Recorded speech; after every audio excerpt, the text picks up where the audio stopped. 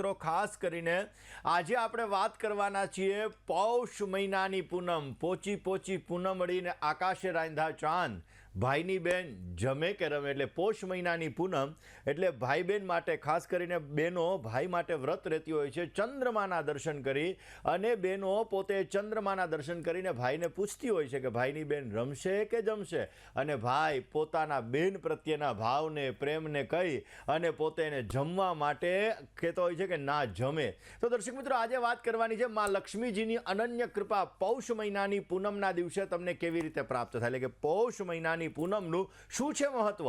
એની સાથે સાથે આવતીકાલે મકર સંક્રાંતિનો પવિત્ર પાવન દિવસ છે, તો મકર સંક્રાંતિના પર્વનું પણ શું છે વિશેષ પ્રકારનું મહત્વ, અને કઈ રાશિના જાતકોએ કયા પ્રકારનું દાન કરવું જોઈએ કે જેથી તમારા જીવનની અંદર તમને સમૃદ્ધિનું વરદાન પ્રાપ્ત થઈ શકે, તમારા કાર્યો તમે સિદ્ધ કરી શકો અને ઉત્તમ પ્રકારનો તમે લાભ પણ પ્રાપ્ત કરી શકો. દર્શક મિત્રો, આ દરેક વિષય ઉપર ચર્ચા કરવી છે. દર્શક મિત્રો, વાત આજે આપણે કરી રહ્યા છીએ પૌષ મહિનાના શુક્લ પક્ષની પૂર્ણિમા તિથિની. દર્શક મિત્રો, વર્ષની અંદર 12 પૂર્ણિમા આવતી હોય છે.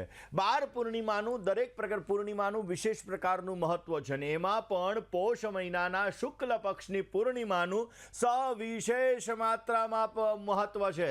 આજના દિવસે મહાકુંભનો પ્રારંભ થાય, આજના દિવસે શાહી સ્નાનનો આજે પ્રારંભ થાય, ને દર્શક મિત્રો, આ પૂર્ણિમાનું વિશેષ પ્રકારનું મહત્વ હોવાના લીધે પૌષ મહિનાની પૂર્ણિમાના દિવસે માં લક્ષ્મી અષ્ટસિદ્ધિઓ જાગૃત થાય છે, અને આપણા ઘરની અંદર પોતે રાત્રિના સમયે ક્યાંક ને ક્યાંક આશીર્વાદ આપવા માટે આવતી હોય છે. એવું કહેવાય છે કે પૃથ્વીની અંદર ભ્રમણ કરતા કરતા વ્યક્તિને ધન ધાન્યની પ્રાપ્તિ થાય, એ માટે પૌષ મહિનાની પૂર્ણિમાના દિવસે માં લક્ષ્મીજીની પૂજા એનું વિશેષ પ્રકારનું મહત્વ છે. તમારી પાસે મેરુ પૃષ્ઠ શ્રીયંત્ર છે, તો આજના દિવસે આ મેરુ પૃષ્ઠ શ્રીયંત્રની પૂજા વિશેષ માત્રામાં કરવી જોઈએ.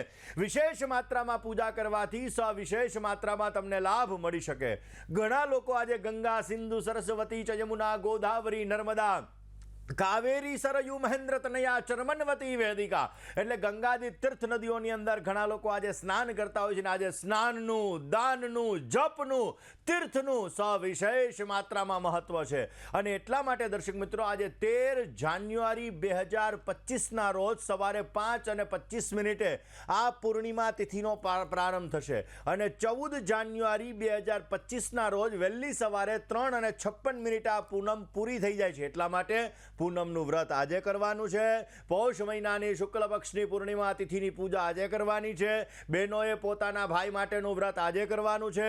અને આ પૌષ મહિનાની પૂનમ જેની અંદર સવારના પોરમાં બ્રહ્મ મુહૂર્તની અંદર 5:27 થી 6:21 સુધીનું મુહૂર્ત સારું હતું. બપોરે 12:59 થી ખાસ કરીને 12:09 થી 12:59 સુધીનું મુહૂર્ત એ વિજય મુહૂર્ત છે. આ મુહૂર્તની અંદર પણ તમે મા લક્ષ્મીજીની પૂજા કરી શકો, ને સાંજના સમયે ગોધૂલી ટાઈમ કહેવામાં આવે 5:42 થી 6:09 સુધી પણ તમે પૂજન અર્ચન કરી શકો અને વિશેષ પ્રકારનો તમે લાભ મેળવી શકો. દર્શક મિત્રો, આજે પૌષ મહિનાની પૂનમે શું કરવું, કયા નાના નાના ઉપાય છે કે જે નાના ઉપાયો કરવાથી તમારા જીવનની અંદર માં લક્ષ્મીજીની અનન્ય કૃપા પ્રાપ્ત થાય, માં લક્ષ્મીજી તમારા કાર્યોને સિદ્ધ કરે અને તમને ઉત્તમ પ્રકારનો લાભ મળે. આ વિષય ઉપર વાત કરીએ, પરંતુ એ પહેલા ઉત્તરાયણની આપણે ચર્ચા કરી લઈએ. દર્શક મિત્રો, આવતીકાલે મકર સંક્રાંતિનો પવિત્ર પાવન અવસર છે. હિન્દુ શાસ્ત્રની અંદર, હિન્દુ ધર્મની અંદર વર્ષ ખાસ કરીને મહિનાને 2 ભાગમાં વહેંચેલા છે. એક શુક્લ પક્ષ આવે, એક કૃષ્ણ પક્ષ આવે. એવી જ રીતે વર્ષને 2 ભાગમાં વહેંચેલા છે, જેને એક ઉત્તરાયણ કહેવામાં આવે છે અને એક દક્ષિણાયન કહેવામાં આવે છે. અને આ બંને અયન મળી અને એક વર્ષ બનતું હોય છે. મકર સંક્રાંતિ પછી જે સૂર્ય મહારાજ છે એ પૃથ્વીની પરિક્રમાની દિશા બદલે છે, જેના લીધે થોડા ઉત્તર તરફ જાય છે, ને એટલા માટે ઉત્તરાયણ કહેવામાં આવે છે.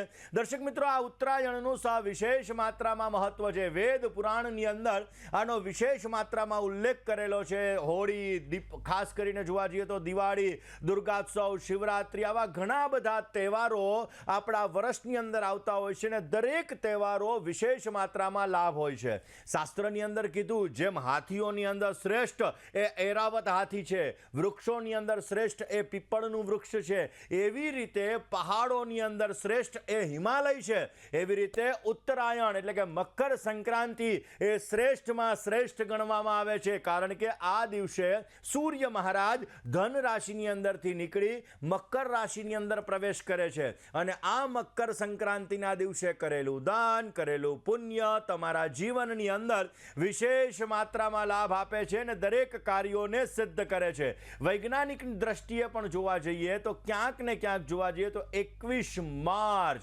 આ દિવસે આખી પૃથ્વીનું ચક્કર છે એ સૂર્ય મહારાજ જ્યારે પરિપૂર્ણ કરતા હોય છે એટલે નવ વર્ષનો ક્યાંક ને ક્યાંક આ સમયગાળા દરમિયાન પણ પ્રારંભ થતો હોય છે. દર્શક મિત્રો, એવું કહેવામાં આવે છે કે આપણા જીવનની અંદર સવિશેષ માત્રામાં લાભ મેળવવા માટે મકર સંક્રાંતિનો પવિત્ર પાવન તહેવાર હોય છે અને આ મકર સંક્રાંતિના પવિત્ર પાવન તહેવારના દિવસે આપણે જો દાન કરીએ, પુણ્ય કરીએ તો વિશેષ માત્રામાં આપણને લાભ મળે. ઘણા લોકો મકર સંક્રાંતિ ઉપર સંક્રાંતિ કયા વાહન ઉપર આવે છે, સંક્રાંતિ શું ભક્ષણ કરે છે, આ બધા ઉપર ક્યાંક ને ક્યાંક જોવા જઈએ તો એના આખા વર્ષનો વર્તારો પણ આ મકર સંક્રાંતિ ઉપર કહેવામાં આવતો હોય છે. દર્શક મિત્રો, શિશિર ઋતુની અંદર આવતી આ પૌષ મહિનાની શુક્લ પક્ષની પૂર્ણિમા મકર રાશિની અંદર એટલે કે મકર સંક્રાંતિનો પવિત્ર પાવન અવસર જ્યારે ચંદ્ર મહારાજ છે પોતે કર્ક રાશિની અંદર બિરાજમાન રહેશે, પુનર્વસુ નામનું નક્ષત્ર, વિષકુંભ નામનો યોગ રહેશે અને એનું વાહન એ વાઘ છે, ઉપવાહન એ અશ્વ છે, એને તિલક કેસરનું કરેલું છે અને એની જાતિ જાય છે. ભક્ષણ પોતે દૂધનું કરી રહી છે એટલે કે સફેદ વસ્તુનું ભક્ષણ કરી રહી છે.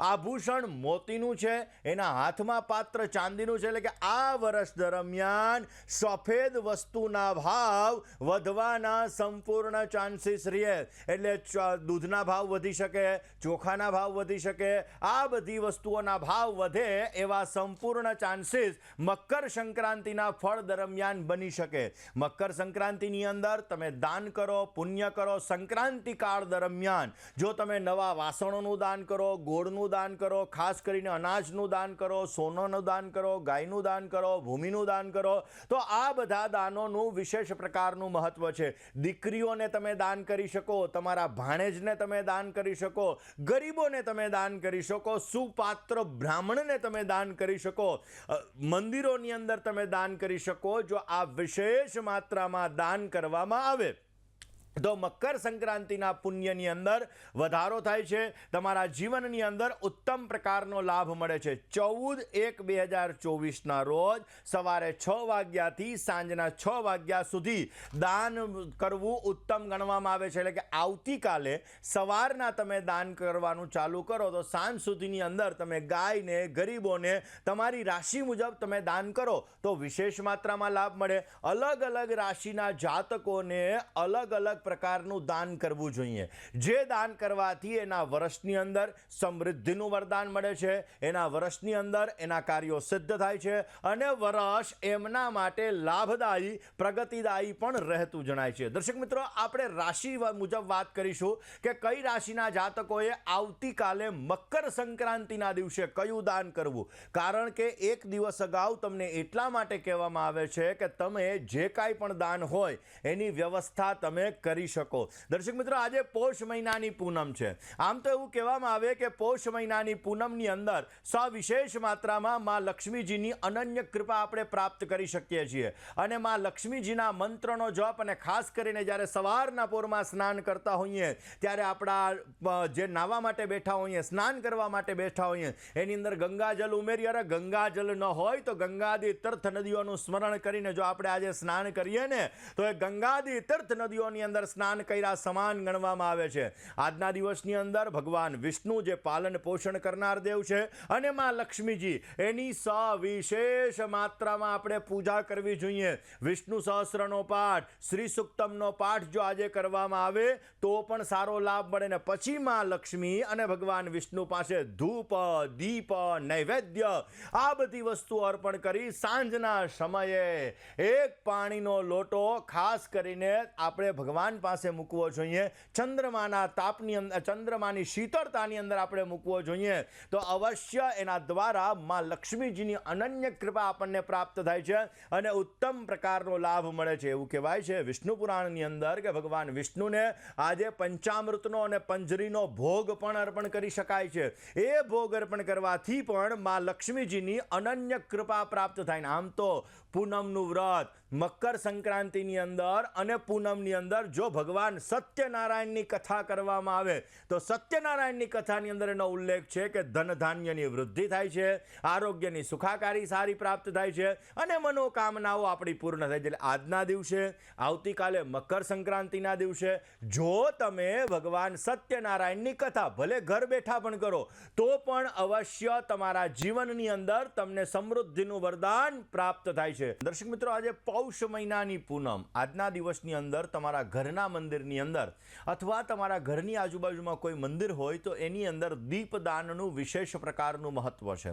તમારા ઘરના મંદિરની અંદર જો ગાયના ઘીનો દીવો કરવામાં આવે, તમારા ઘરના દરવાજાની બહાર જો આજના દિવસની અંદર તમે ખાસ ગાયના ઘીનો દીવો પ્રજ્વલિત કરશો તો ઘરની અંદર નેગેટિવ એનર્જી નહીં આવે, પોઝિટિવ એનર્જીની પ્રાપ્તિ થશે અને માં લક્ષ્મીજીની અનન્ય કૃપા પ્રાપ્ત થતી જણાશે. એવું કહેવાય છે કે આજે તુલસી માતાના ક્યારે પણ જો તમે દીપ નારાયણને પ્રજ્વલિત કરો અને આજના દિવસની અંદર તુલસી માતાને પણ તમે જો ભોગ અર્પણ કરો તો વિશેષ માત્રામાં ધનની કમી તમને નથી રહેતી, ધનની સારી એવી સવલતા તમને પ્રાપ્ત થાય છે અને ઉત્તમ પ્રકારનો તમને લાભ મળી શકે છે. દર્શક મિત્રો, મકર સંક્રાંતિ આગમન પૂર્વમાંથી કરે છે અને ગમન પશ્ચિમની અંદર કરે છે. એનું મોઢું એટલે કે મુખ છે એ દક્ષિણ દિશા તરફ છે અને એની દ્રષ્ટિ છે એ વાયવ્ય દિશા તરફ છે. દર્શક મિત્રો, આજે ખાસ કરીને શાહી સ્નાનનો આજે પ્રારંભ થયો. આજે કુંભ સ્નાનનો આજે પ્રારંભ થયો અને આ મકર સંક્રાંતિ પણ આવતીકાલે છે.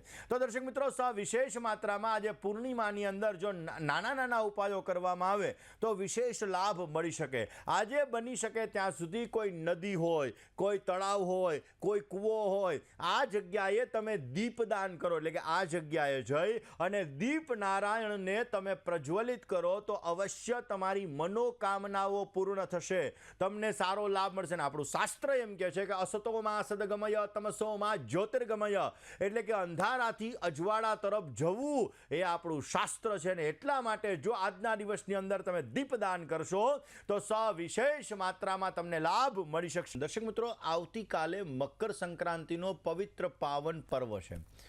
58 દિવસ સુધી ખાસ કરીને બાણની શૈયા ઉપર ભીષ્મ પિતામહ પોતે સૂતેલા હતા, કારણ કે ઈચ્છા મૃત્યુ હતું. અને જ્યારે દક્ષિણાયનની અંદરથી ઉત્તરાયણની અંદર સૂર્ય મહારાજનો પ્રવેશ થયો, એટલે કે મકર સંક્રાંતિની અંદર જ્યારે સૂર્ય મહારાજ પોતે આવ્યા ત્યારે એણે પોતાના જીવનો ત્યાગ કર્યો, એટલે કે મૃત્યુને પોતે સ્વીકારેલું હતું. એટલે દર્શક મિત્રો, આ મકર સંક્રાંતિનું પવિત્ર પાવન તહેવાર છે. આની અંદર દાન, પુણ્ય, ધર્મ વિશેષ પ્રકારનું મહત્વ છે. પરંતુ ઘણા બધા લોકો આપણે પતંગ ચગાવતા હોઈએ છીએ, પતંગ ઉડાડતા હોઈએ છીએ, તો આમાં ખાસ એ વસ્તુનું આપણે ધ્યાન રાખવાનું કે કોઈ પણ પક્ષીઓ છે આ પક્ષીઓને ઈજા ન થાય, આ વસ્તુનું પણ તમે ખાસ ધ્યાન રાખજો, જેથી કોઈ પણ પ્રકારની એને દુઃખ કે એને તકલીફ ન થાય. આ વસ્તુઓનું ખાસ ધ્યાન રાખવું અત્યંત જરૂરી છે. મિત્રો, આજે પૌષ મહિનાના શુક્લ પક્ષની પૂર્ણિમા છે. આજના દિવસની અંદર આમ તો એવું કહેવાય છે કે જો ભગવાન સત્યનારાયણનું વ્રત કરવામાં આવે, સત્યનારાયણ ભગવાનની પૂજા કરવામાં આવે તો પણ વિશેષ માત્રામાં લાભ મળે છે.